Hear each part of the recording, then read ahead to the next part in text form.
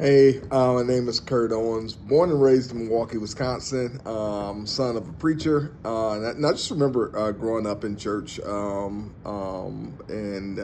what salvation looked like. And at the age of 7 years old, I knew that I was called to ministry. Didn't know what it would look like or how long it would take before I walked in it, but I just knew that call was on my life. Actually got involved in gangs early on. Young adult, became a drug dealer. Was shot at, robbed 3 times by gunpoint.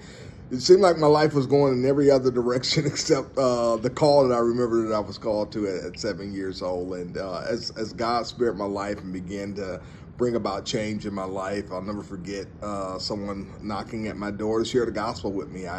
I knew the call was there, didn't understand the gospel at that point in time, and it's amazing that you could be in church your entire life and still not hear the gospel. And someone shared the gospel with me, shared Romans 10:9 with me, that if you confess Jesus as Lord with your mouth and you believe in your heart God has raised Jesus from the dead, you shall be saved. And I couldn't believe it.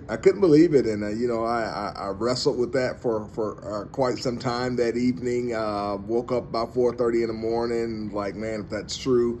I realized that I've been saved since I was 8 years old, and I realized at that point in time, I'm now actually ready for the call.